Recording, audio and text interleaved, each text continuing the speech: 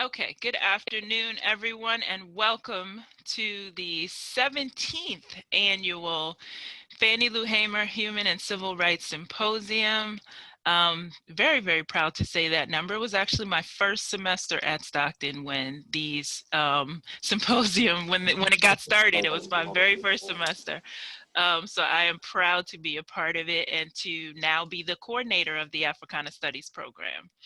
So I want to begin with, of course, our fearless president, Dr. Harvey Kesselman, who, I don't know if I mentioned to you, Dr. Spencer, Dr. Kesselman was a student at the very first class to graduate from Stockton, and he is now the president. So I forgot to tell you that little tidbit. So we want to start out by hearing from Dr. Kesselman, and then we will move on with the rest of the event. Thank you so much, Dr. Allison. In 1965, in one of his last public appearances, Malcolm X proclaimed, "That's not a chip on my shoulder, that's your foot on my neck." 55 years later, these prophetic words were personified in the death of Mr. George Floyd. And it was in that moment, that 8 minutes and 46 seconds of horror, that forced a reckoning between our nation's deeply flawed narrative of a fair and colorblind society with the in-your-face reality of yet another Black man murdered by the extended arms of systemic racism and police brutality.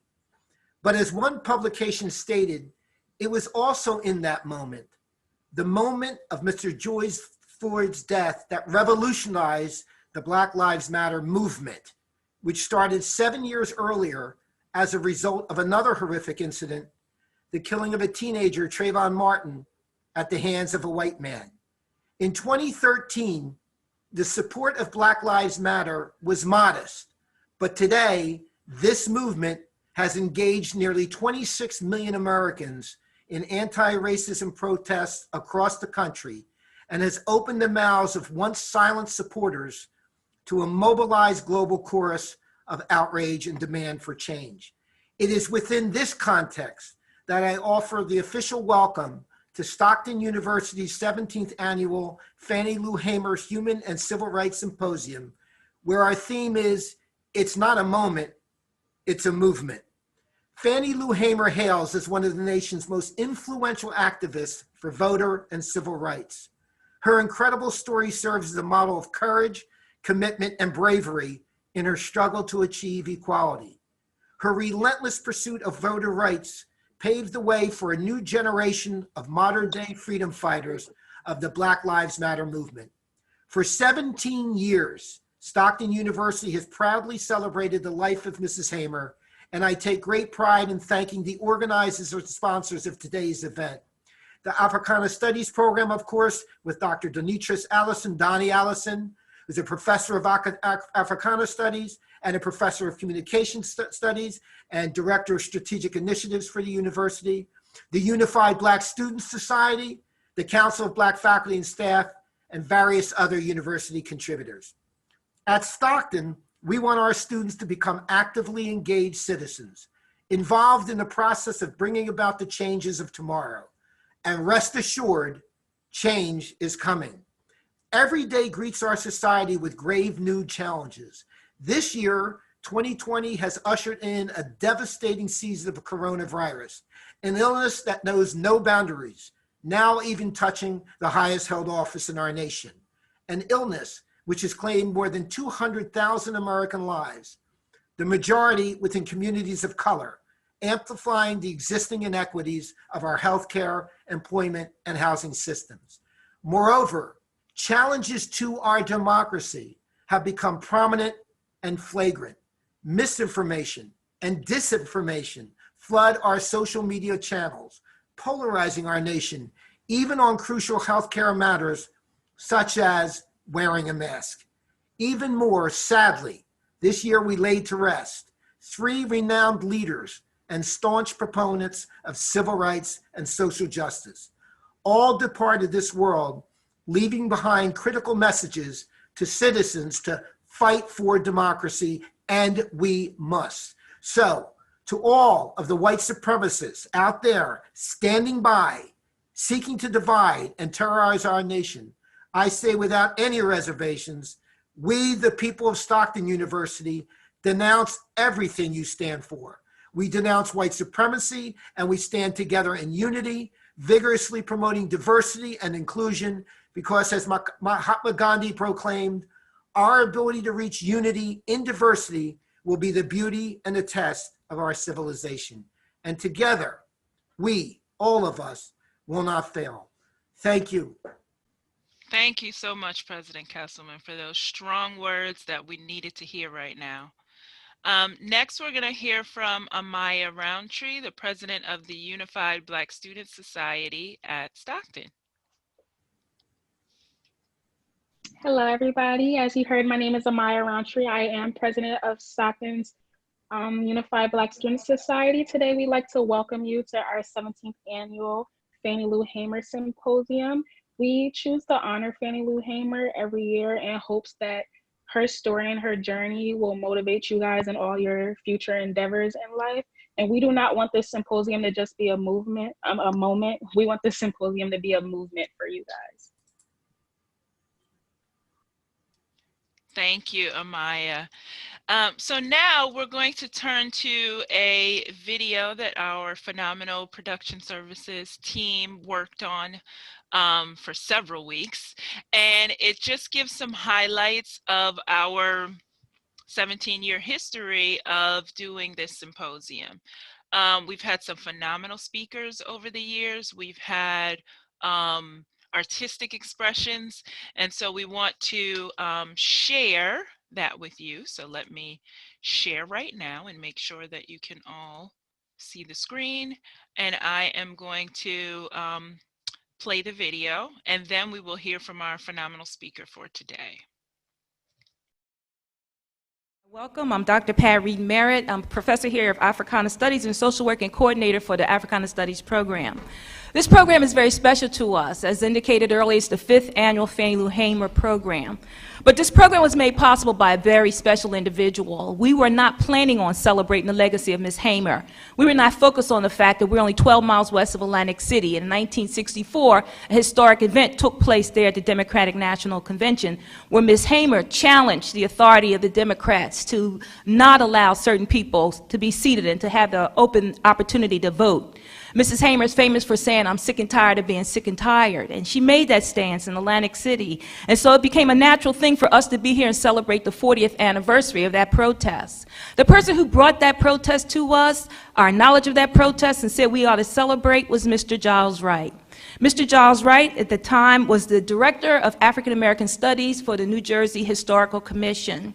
We had started to talk in early April about what we would do to celebrate the 5th anniversary of this special event, which has become a tradition here at Stockton. One of the things that you should know if you're a student at Stockton is you're not allowed to leave this place and say, "I never heard of Fannie Lou Hamer."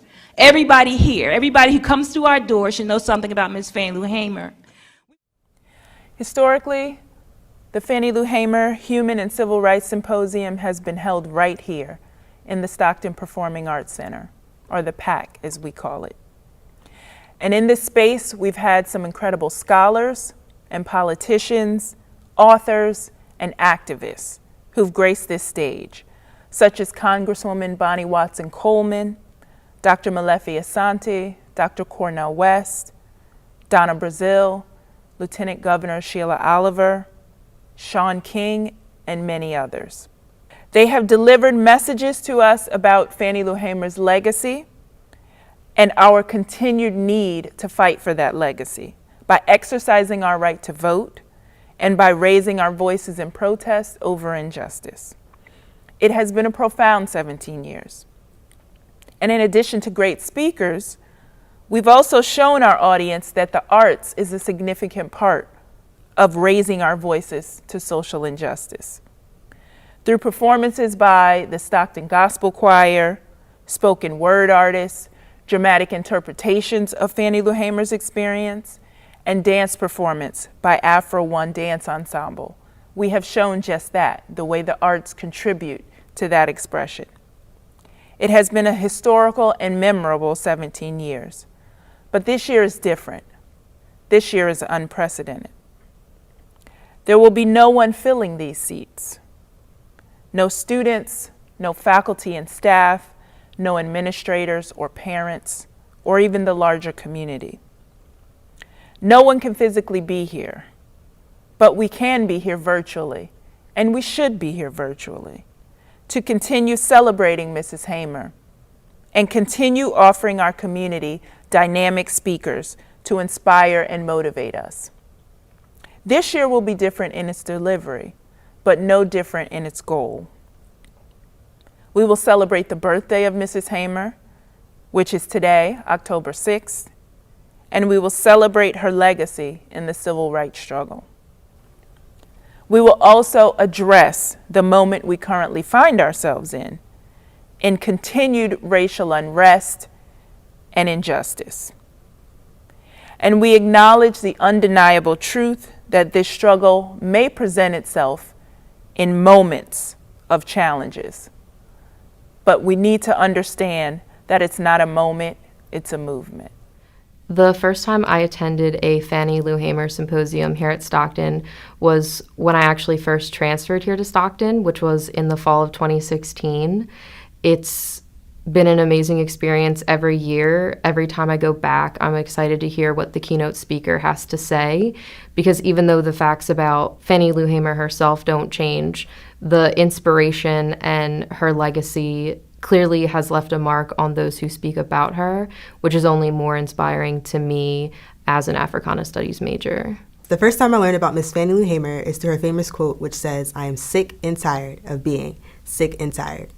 As a young activist, I do my own research on civil rights leaders and women rights leaders, so I've learned a lot about her through my own personal research, but it's through that famous quote of hers that we are still feeling today as African Americans and people of color, the same feelings as she was feeling back then when she said, "I am sick and tired of being sick and tired." It was my first initial interaction with Miss Fannie Lou Hamer. I think it's incredibly important that Stockton continue to honor her legacy, especially because, you know, a historic moment is right there in Atlantic City when she was there at the 1964 Democratic National Convention, where she demanded to have a seat and to have a voice at that table.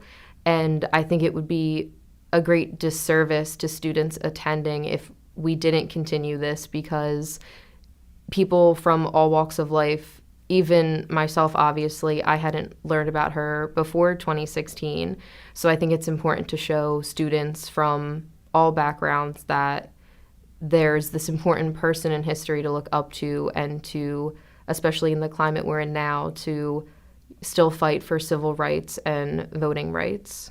I think that it's very important that we continue Ms. Hamer's legacy here at Stockton for two main reasons. One, to educate voters and students on the importance of voting in the upcoming election, and two, to get voters out to the polls in this very important election that we are currently experiencing with the political climate. Happy birthday, Fannie Lou Hamer! Thank God for Fannie Lou Hamer! But you know what, thank God for Stockton College and Dr. soon-to-be President Harvey Kesselman and Dr. Patricia Reed Merritt, because they represent the excellence that Stockton has always sought to have.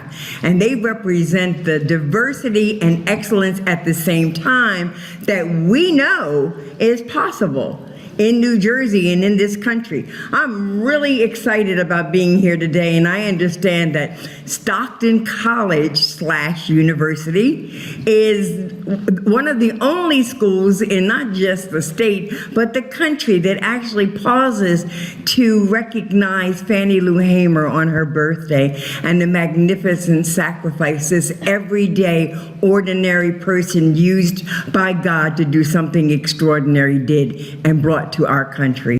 I met Fannie Lou Hamer at a mass meeting, and from that mass meeting, she went to register to vote. I was in the bus that took her to register to vote. Now you got to understand, Fannie Lou Hamer was unlike most people. She was a religious fundamentalist. She was a political pragmatist. She was a very gregarious person who loved people, but who didn't take anything from anyone. Hamer would have challenged us to do When she challenged the Democratic Party in 1964, she simply wanted to have a seat at the table, even if it meant she had to bring in a folding chair. I want to have a seat at the table. I want to have a say in the government of my country. And she was beaten for that. She was jailed for that. She was marginalized for that. We shouldn't forget that this occurred just a few decades ago. We shouldn't forget that there was a struggle for civil rights in this country, a struggle for voting rights. Tax. See, Fannie Lou Hamer did not care. She did not care. She refused to accept inequality. Now, it might be useful at this moment to step back and talk about the rules.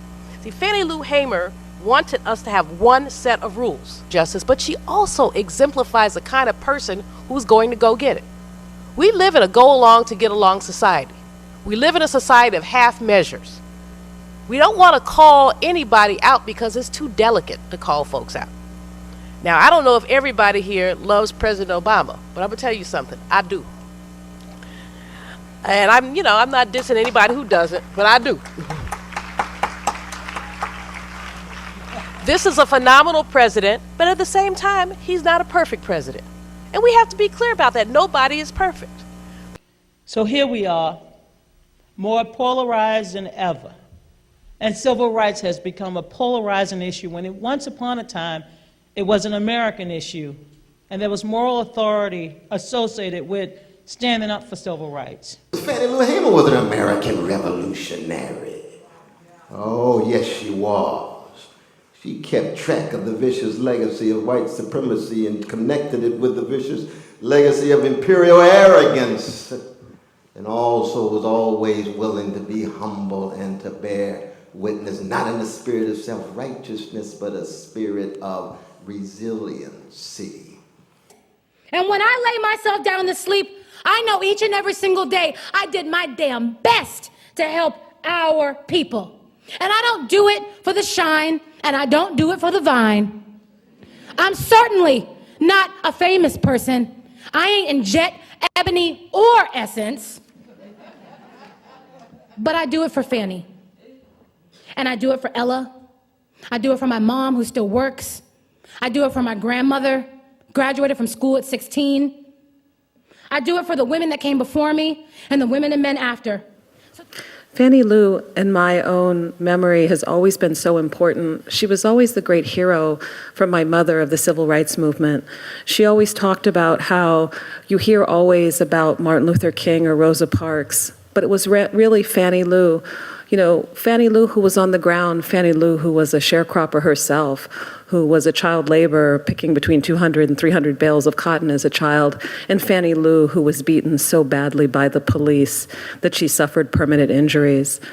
I think that I'm honored to be giving this talk and remembering Fannie Lou Hamer, and to really think about her in a moment that I'll be talking about today of Black Lives Matter, of Ferguson, of Baltimore, and of Charlotte, and to think back to that civil rights generation as really having experienced and mobilized in exactly the ways that we see young people today. So I want to hold up some of those people and talk about what that tradition represented. But I also want to talk about what Dr. King referred to as the fierce urgency of now. That is, how does the legacy of the civil rights movement, especially the radical voices of the civil rights movement, relate to the political moment that we find ourselves in today?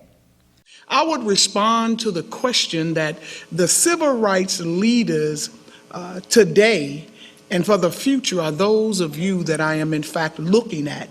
I take, for instance, in my new role as the Director of Faith and Constituency Outreach for the Democratic National Committee. 2 years ago, young people around this country registered to vote and voted for the first African American president of the United States of America. What more fulfilling tribute to Fannie Lou Hamer but that young people, disproportionate, did in fact what she lost her life for, what she got laughed at about, what she got talked about, all because she wanted the opportunity to control her political destiny.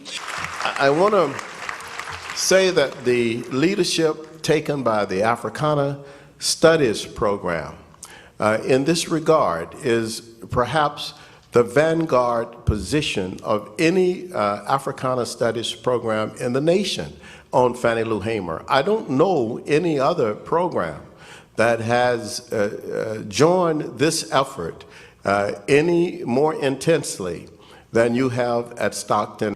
People who worked in organizations, whether it was the Panther Party, SNCC, whether it was any of the organizations, RAM, whether it was the Nation of Islam, those people felt that this was a way to change the objective conditions in America.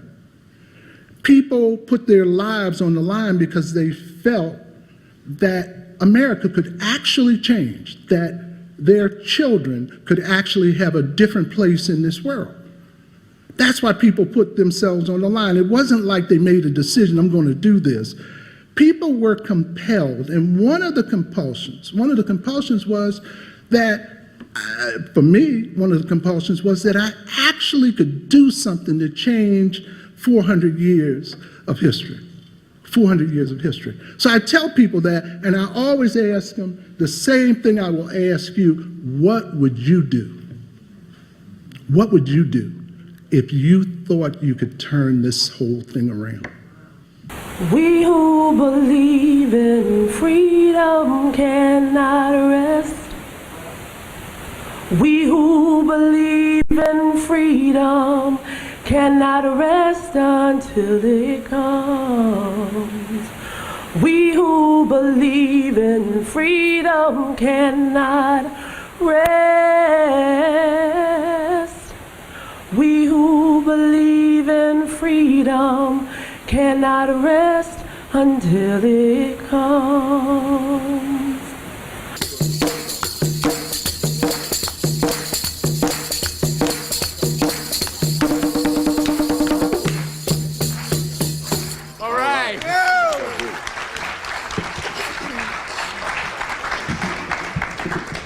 I woke up this morning with my mind set on freedom. Woke up this morning with my mind set on freedom.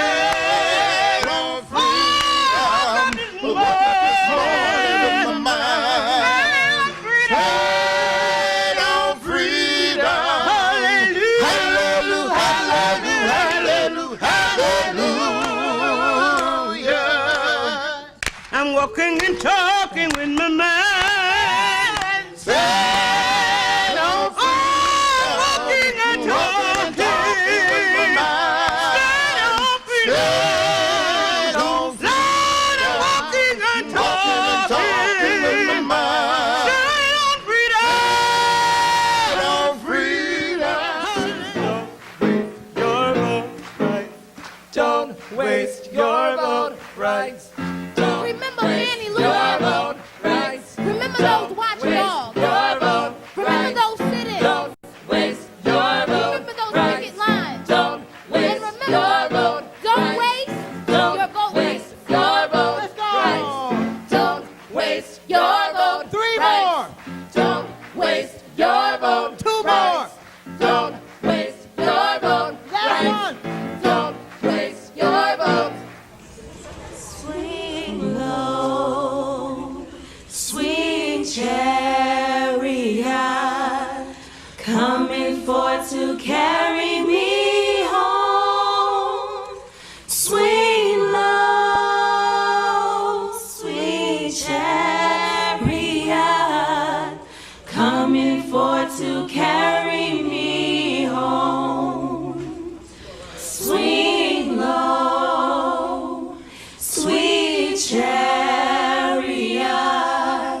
coming forth to carry me home. Swing low, sweet chariot, coming forth to carry me home. For 300 years, we've given them time. And I'm tired. All my life, I've been sick and tired. Now I'm sick and tired of being sick and tired. I don't think there's even a white person under the sun could say they would be patient as long as we've been patient. This is just a lot of crap that folks talk about true democracy of this country, because ain't nobody had it. You hadn't had it because you can't have yours until I have mine. We are sick and tired of being sick and tired. For so many years, Negroes have suffered in the state of Mississippi. And we are tired of people saying that we are satisfied because we are everything but satisfied. This country is sick. And the only way this country will survive is people working like you and like I'm working, that's really concerned about human beings of this country. Because other than that, a house divided against itself cannot stand. And the same thing goes with a nation. A nation divided against itself cannot stand. And it's going to take people like you that's concerned about this country that can make a great society. The salvation of this country will rest on your shoulders, all of your shoulders. That's young and determined to see that things will change not only in Mississippi but all around this country for human beings. And before I be a slave, I'll be buried in my grave and go home to my Lord and be free. I hope you all enjoyed that rendition. Special shout out to Amanda Martinez, who did the editing for that video. She did a phenomenal job, and thank you to all the folks over in production services. Next is our main event. I should say. We're going to hear from Dr. Zoe Spencer, who is a professor of sociology and social work and criminal justice at Virginia State University. She is also an Emmy award-winning writer for her piece, her spoken word piece, Say Her Name. And she has numerous scholarly publications. Her work was also featured in Ava DuVernay's documentary, The 13th. She's a regular presenter and educator at some of the correctional facilities in Virginia. And my favorite part is that she's a fellow Howard sister, Howard University alumni, and I'm just so incredibly proud to have her here. The students of UBSS voted for her to be our speaker, and I was super excited to hear that because she is a writer and a scholar and an activist and just a phenomenal woman. As Maya Angelou would say. So without further ado, I will bring to you Dr. Zoe Spencer. Thank you. Thank you so much. Listen, I'm going to really be real, and I'm inviting everyone. It's really difficult for me not to be in everyone's physical presence, but I'm inviting everyone into this space, into this collective space that we're going to share. And in looking at the video, I realized that I'm going to do something a little bit differently. But before I begin, I really, really want to thank Dr. Allison and the Africana Studies program. And I want to thank Amaya and UBSS, all of you, for seeing something in me that I really don't know. I'm really humbled to have been selected by you all. And I wanted to give you all something special, because in my space, I don't believe that anything happens by chance. And so I'm going to first invoke the presence of my ancestors, the presence of our ancestors that guide this space, and ask them to really guide my lips and guide my purpose and guide my tongue. I want to thank President Kesselman as well. It's not too often, and I'm at an HBCU, but it's not too often that I hear a university president to just come out and speak so fervently and so staunchly against white supremacy and racism and all forms of oppression. So I want to thank you as well, President Kesselman.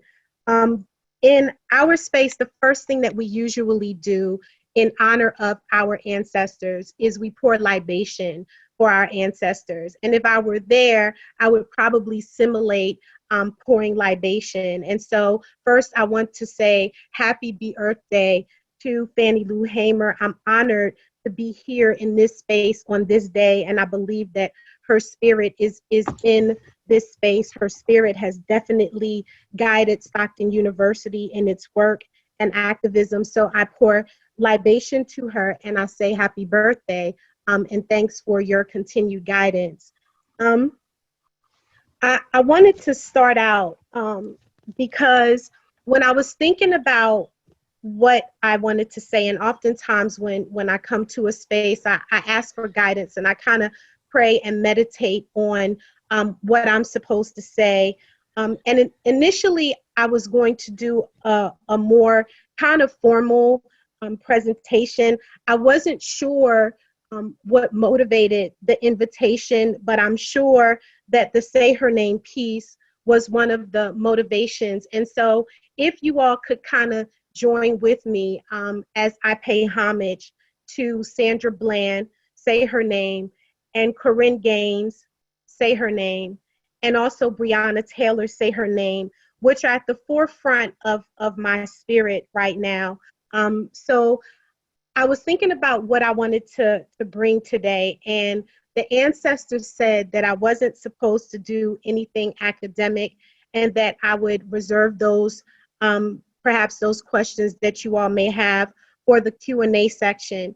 But the ancestors told me that there was someone or some people that would be present that I needed to speak to. And oftentimes, I think that when we as academicians, and I know that Dr. Allison introduced me as Dr. Zoe Spencer, and the Emmy and and the activism, sometimes when we're invited to spaces, I think that professionalism and all of the social constructs that we use to define ourselves become predominant in our interaction with the audience. But we're in this really, really critical moment right now. And the one thing that I do know is that each of you is leading the way. So I am an activist, but I'm 53 years old. And right before George Floyd was murdered, I was in a car accident and I fractured my knee. And so I was sidelined. I'm usually an organizer, and I was sidelined. And I believe that the Most High, the ancestors, did that for a purpose, because it allowed me to sit back and it allowed me to see the way that your generation is moving and mobilizing, and the power that you all contribute to this movement moment. And that's what we call it, this movement moment. And so a lot of the reforms that are taking place right now, a lot of the political and social attention, cultural attention to the issues of white supremacy, racism, homophobism, all of the isms that plague the world right now are at the forefront of these discussions. And they're only at the forefront of these discussions because your generation has been pivotal in creating the tension that is always, always necessary to invoke social change. I want to be very clear that no social change, no political change has ever happened without mass resistance. No social or political change has ever happened without mass resistance. And so if I were before you, and if you all can join me, because I believe I can feel your energy, I want you all to give yourselves a big round of applause. Clap in your own homes, clap where you are for the work that you all are doing and that you all have done to begin to stimulate this change. And as we move into this election, the legacy and the spirit of Fannie Lou Hamer is upon us. The legacy and the spirit of Fannie Lou Hamer is upon us to be responsible, to make sure that we're researching, to make sure that we're being active, to make sure that we're mobilizing, not just around the issues and the discussions, but around the real work that has to be done in order to continue to advance social and political change. The topic, "This is not a moment, is a movement," was really, really significant for me. And so I wanted to start out my discussion by reading a piece from one of my favorite artists, Kendrick Lamar. And bear with me for a minute, because I know you don't know me, but today I want to be more vulnerable, and I want to use my life and my work as an example, the things that you don't see, as an example to those people who are engaged in the struggle and those people who are engaged in struggle. And so I wanted to start by reading this really, really quickly. It's from Kendrick Lamar's song. It's called Mama. And the lyrics go, "I know everything. I know everything, know myself. I know morality, spirituality, good and bad health. I know fatality might haunt you. I know everything. I know Compton. I know street shit. I know shit that's conscious. I know everything. I know lawyers, advertisements, their sponsors. I know wisdom. I know bad religion. I know good karma. I know everything. I know history. I know the universe works mentally. I know the perks of bullshit isn't meant for me. I know everything. I know cars, clothes, hoes, and money. I know loyalty. I know respect. I know those that's on me. I know everything. The highs, the lows, the groupies, the junkies. I know if I'm generous at heart, I don't need recognition. The way I'm rewarded, well, that's God's decision. I know you know the lines from Compton School District. Just give it to the kids. Don't gossip about how it's distributed. I know how people work. I know the price of life. I know how much it's worth. I know what I know, and I know it well, not to ever forget, until I realized I didn't know shit the day I came home. We've been waiting for you, waiting for you, waiting for you, waiting for you." I wanted to start with that because I wanted to take a moment to say that the spirit of the ancestors lives in all of us. Fannie Lou Hamer, Ida B. Wells, Marcus Garvey, Che Guevara, all of the legendary, all of the legends, all of the revolutionaries, all of the activists that go before us. But the things that we don't see when they reach the media and when they reach the textbooks, the history books, are the struggles, those moments that exist that build them. Fannie Lou Hamer said, "I'm sick and tired of being sick and tired." And for us, we think about the ways in which the history, the legacy of racial oppression, the ways in which that legacy has affected each and every one of us, generations of us, be it the institution of enslavement, to Jim Crow, to lynching, to the civil rights struggle and the civil rights violation, to the resistance to the Civil Rights Act, to police brutality and state-sponsored violence. There have been people who have been fighting those instances for centuries. However, what people don't understand is that each of the people who proclaim to be activists have gone through their own struggles. And when we talk about the difference between a moment and a movement, we have to look at the moments that we all experience that create the movement in us. Each and every one of you are a part of this movement. Each and every one of you are being prepared for this movement. So I wanted to speak to those people like myself, and I'm going to be vulnerable for a second, but I have to be honest, and I have to be obedient to the ancestors' guidance. There's somebody in the audience or somebodies in the audience who have gone through struggles, be it struggle in the family, struggle in the community, the disappointments that we all go through, the ways in which things didn't go right. There's somebody in the audience who has contemplated just giving up be it giving up in school, giving up in relationships, be it giving up on the family, be it giving up on self. But what I want to say to you is that every situation, every struggle that we go through prepares us. For those who don't go through struggle, we don't understand and we're not able to see how resilient we can be. Before Fannie Lou Hamer was Fannie Lou Hamer, Fannie Lou Hamer experienced the struggles, experienced the traumas of being Black and of being a woman in a racist and patriarchal society.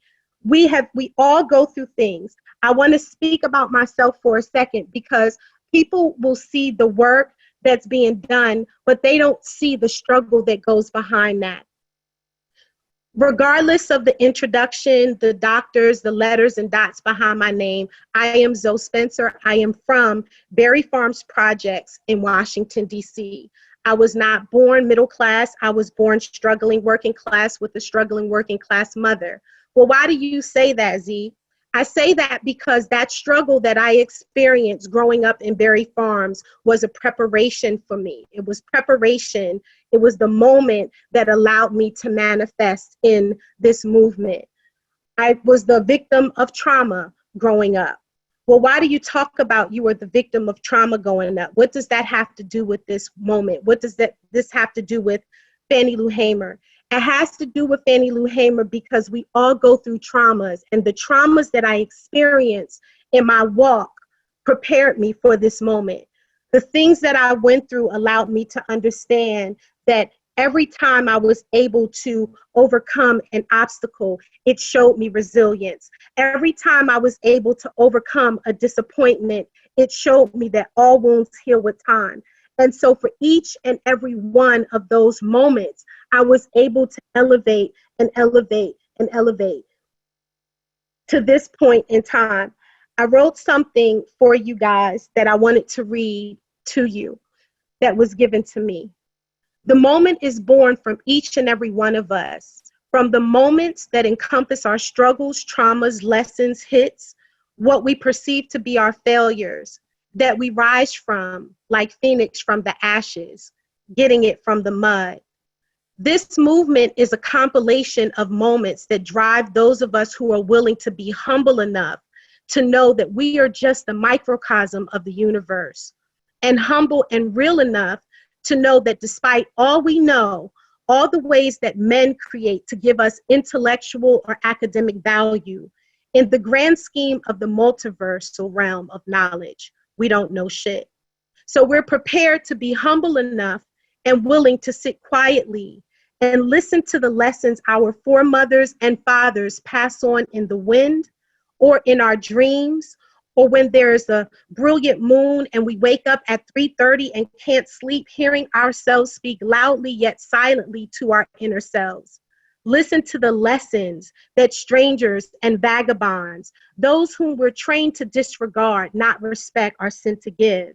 And then have faith enough to sacrifice, struggle, be selfless. Recognize our resilience. Get the fuck up after we fall and are knocked or kicked down by the ills we face. Realize that each trauma makes us stronger and prepares us for the moment when movement is born. Allows us to understand that movement is not easy. It is not self-aggrandizing, deeper than a seat on MSNBC or CNN or a professional panel or an Emmy Award for a piece that should never have had to be written. Realize the movement is only born through us, those who engage unapologetically, knowing we will face ostracism, criticism, not be favored or popular. Take those losses, take those hits that seem unrecoverable, but faith in what is higher than us will show us that when we fight for a righteous cause, that is liberation from bondage, freedom to move, the ability to know and regard ourselves outside of any oppressor's interpretation, equality and equity, we will always be protected and provided for.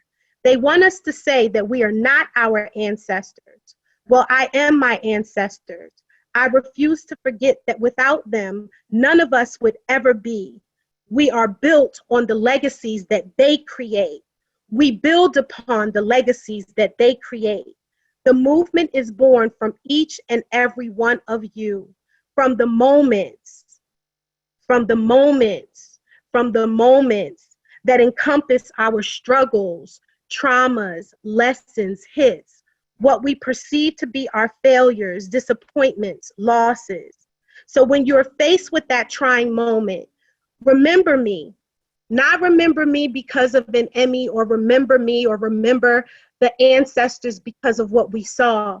Remember all, and let the walk be a reminder that all wounds heal with time. The struggle is meaningful. It is preparation for your purpose. Remember, you are resilient, just like your ancestors. Let the ancestors move through you. And when you are ready, the legacy of movements past that these movements are built upon are waiting for you.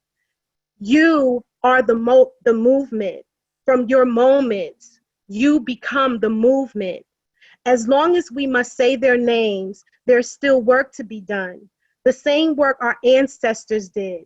And to the question, who is ready to do the work in their own divine way? Who is willing to lead the movement in their own divine way? Raise your hand, and raise your ever-present spirit, and then say your name. I am, say your name. No. I am, I need you to say your name for me. You are, and because you are, we will all be. So I wanted to leave you with that. I'm not sure if that's my time, but I wanted to leave you with that simply because oftentimes we don't recognize that we are the movement. You are the movement. I watched you all build this contemporary movement. And no matter what you're going through, I just want to give to you, and maybe it's not in line with what others spoke about, and I'm hoping that I reach that one person that I was sent to reach. I want you to know that no matter what you go through, no matter what disappointments you experience, each of you are prepared in your moments to become critical pieces of the movement. So I will stop there. I'm not sure if that was my time. Wow. Thank you so much. I'm going to bring on now Dr. Christina Harris, who is Assistant Professor of Africana Studies, and she's going to take the questions and feed them to you. So I hope those of you out there listening were as moved as I was just now, and will contribute your questions or comments on the Q&A, and Dr. Harris will start with hers. If she has any reflection or question, we could start with Dr. Harris and take it from there. First of all, thank you so much, Dr. Zoe. That was very timely. I appreciate that from the bottom of my heart. I'm teaching a course this semester on Black Lives Matter, and just so many things that you said resonated. And it's a topic that we can and should study in an academic sense, but it's so much more than that. And I think that you really captured that here for us today and really made it personal for each of us. So thank you so much for that. The first question that I want to ask you, you made a very important quote in saying that no social or political change has ever happened without mass resistance.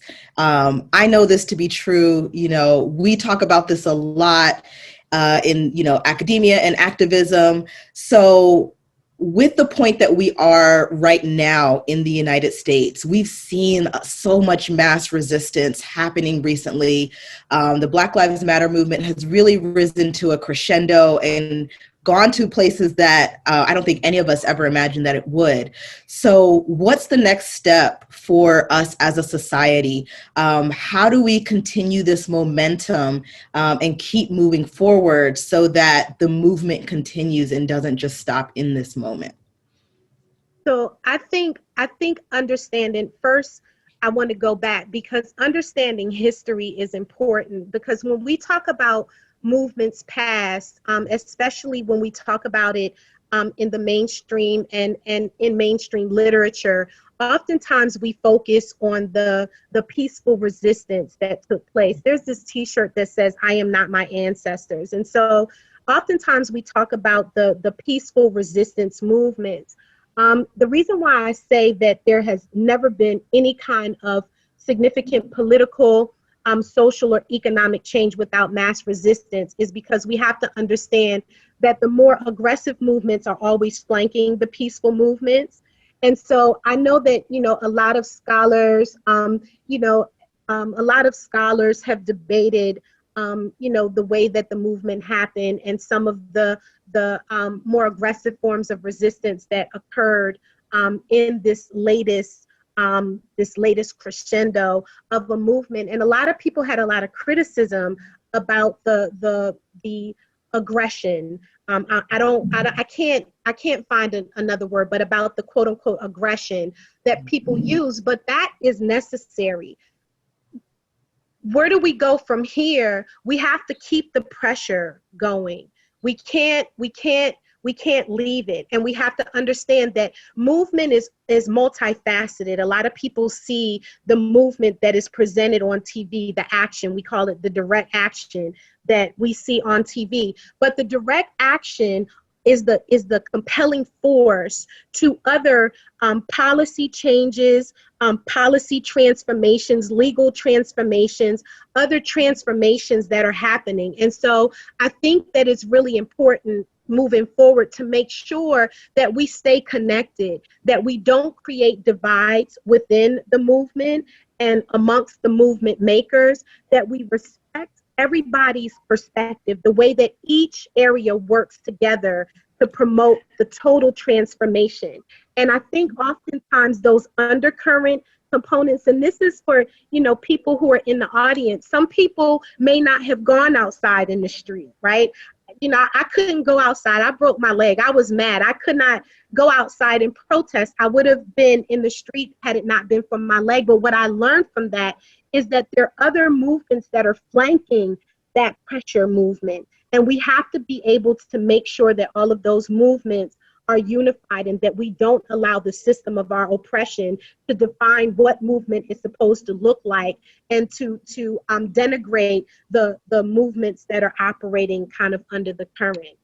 So I say moving forward, I just think that we need to, I'm going to say they, because they were leading. You all need to continue that fuel and also be strategic about those policy and those legal reforms that also need to happen, those social and political transformations that also need to happen while the other movement is percolating. Excellent. Thank you so much. And that's a great segue into the next question. I have a student here, and the question is, Auntie Z, how would you help students, I love it, identify their place in the movement? You listen, okay, I'm gonna give you two answers. Since you called me Auntie Z, I'm going to give you the Auntie Z answer. Everybody has a divine purpose, Darius. Everybody has a divine purpose. And it isn't for anyone else to dictate to you how you move. What you have to do, one, is you have to study. You have Dr. Harris, you have to study. You have to understand the root of oppression so that as you engage movement, you're engaging movement from the perspective of uprooting the root. When we talk about white supremacy, unless we understand the root of white supremacy, we were not going to be able to undo white supremacy. We talk about patriarchy and capitalism as subcomponents and interacting components of white supremacy. If we don't understand how those things root our systems of oppression, then when we fight and when we strategize, we're only plucking leaves and we're only plucking the stems of oppression. And of course, we all know that if we do not capture the root of oppression, to grow again. So I would say, I think one, that's first, to study the history of oppression, because nothing has changed. We just did a 360 degree right now. We're at a conscious about what is happening. And so first study, and then you have to decide what you're good at. And the way that the ancestors, call on Fannie Lou Hamer, call on Ida B. Wells, call on those gone before, and let them guide the way that you are supposed to participate in the movement. And then, Darius, when you do it, don't let anybody make you second guess yourself. And understand that when you engage, it's going to be uncomfortable. You will be ostracized. It's not going to be easy. Don't let, the ways that those of us who come and speak to you, don't let the outside or the external appearance make you believe that activism doesn't come without struggle, because true activism is very, very, very uncomfortable and very, very, very self-sacrificing. So I'm going to call the ancestors and hope that they guide you, and know that I'm supporting you along your way. All right. I have a couple more questions that I'm going to try to get in here really quickly. So Danielle wants to know, what advice can you give to young leaders and activists that will encourage them to continue this movement? I know a lot of us, including myself, get a little discouraged when justice isn't served, or when we hear of another victim of police brutality. I know this with Breonna Taylor's situation right now. So Danielle says, what else can we do to push for change beyond marching and protesting? How do we stay encouraged? Danielle, that's a good question. I'm 53 and I've been doing work since my days at Howard University. The first thing is that we have to be realistic about the fact that transformation, true social and political transformation, which is what's required. Like when you think about the oppressions that we are dealing with today, they've been with us for 401 years. They've been with us. So we're talking about having to dismantle the fiber of a structure and a system that is built upon oppression. So what I will say to you as an auntie, I want you to stay fervent and know that you may not see a dramatic transformation right now, but you have to stay the course and understand that every little gain, every gain is a gain, and let those little gains be your motivation to continue on. I with the piece Say Her Name, I don't celebrate it because it should never have had to be written. And even though we, God forbid, I hope we don't, but if we have to say another name, we have to let each name be a greater fire, a hotter fire that encourages us to keep moving. And in the interim between names, in order to prevent another name, we have to make that be the fire. So Danielle, make that be the fire, let that be the fire, never wanting to have to say another name. Let that be the fire that continues the motivation. As far as change beyond marching and protesting, I am not a big fan because I consider myself, in this stuff that I haven't said about my work, there are things that you all don't know about my work, but I consider myself a revolutionary. And originally, I'm not a big fan of voting, but right now I would say that that vote, but be conscious about what that looks like, understand that structure, begin to visit, like really study those, like I said before, those roots of oppression, so that in the meantime, before we have to go back outside and march and protest, we can start to unroot the ways that oppression is solidified through our social, political, and economic system. And it just requires study. It requires study. Yes, definitely. So I have two people that are asking for advice. So I'm going to try to combine these and give them both to you.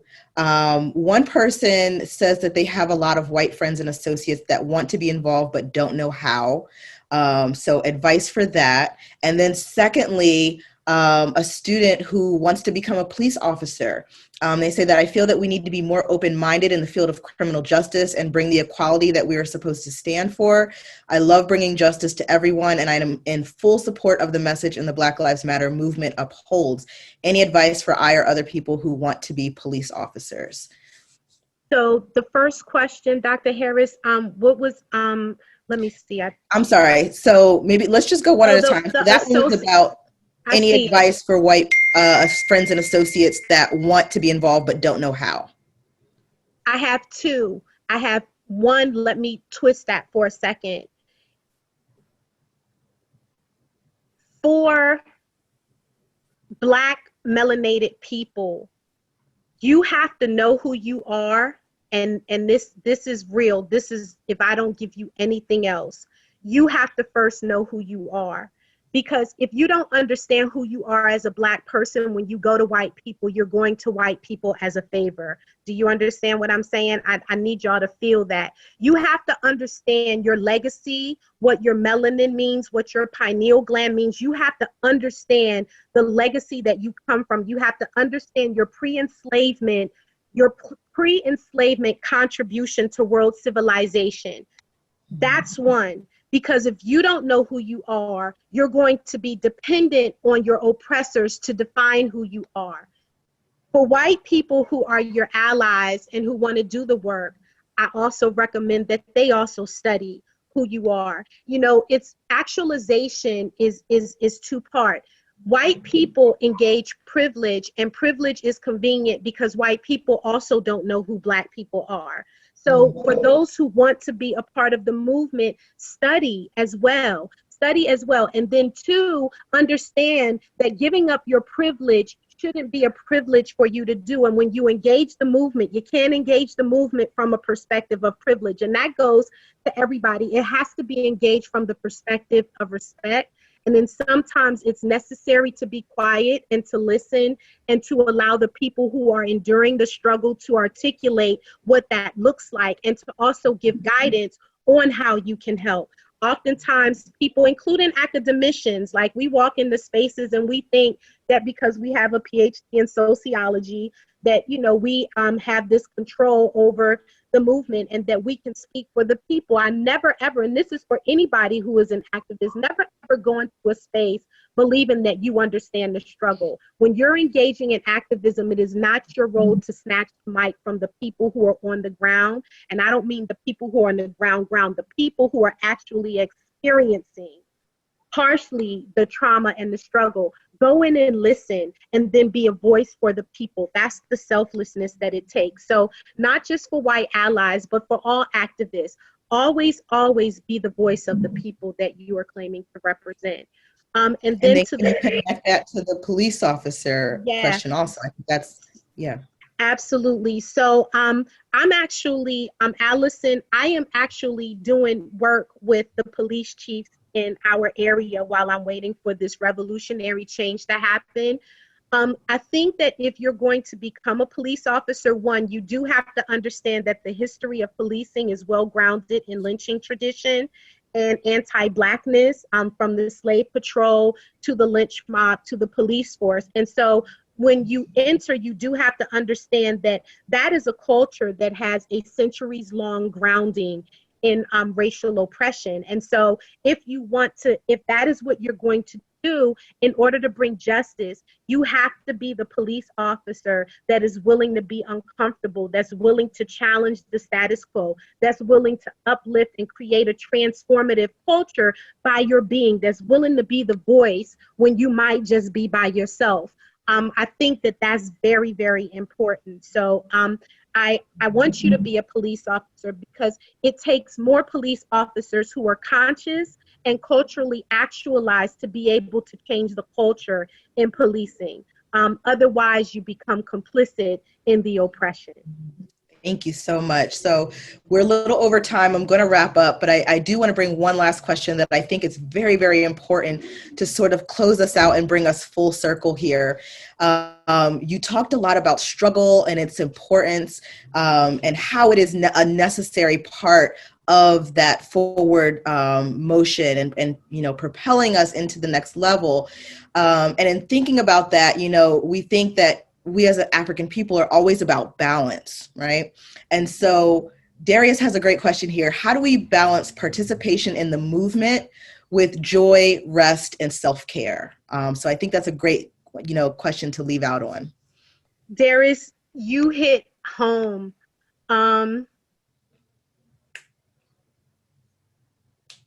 You hit home because I've yet to master that. And I think that it's very, very important. I haven't mastered that. And a lot of the people who are around me in my space, they get worried about me because it's 24/7. And it is very hard. And there's sometimes when I sit in the shower and I cry and, I let it out and I get tired. I mean, when our ancestor, Fannie Lou Hamer, said, I'm sick and tired of being sick and tired, like that, I believe is a commonplace. And so it is hard. But the actualization piece, I think, in the midst of struggle is to be able to go outside and look around and see the beauty that is around us, the beauty that is going to sound so Erykah Baduish, but the beauty that is the earth and how beautiful the earth is outside of the trauma and the turmoil that men create in it. To be able to take those inhales, exhales, to be able to be with your loved ones and to spend time with your loved ones, doing things and talking about things other than struggle, but allowing that to be your gas so that you're pumping it into yourself and that you're able to go back out and move.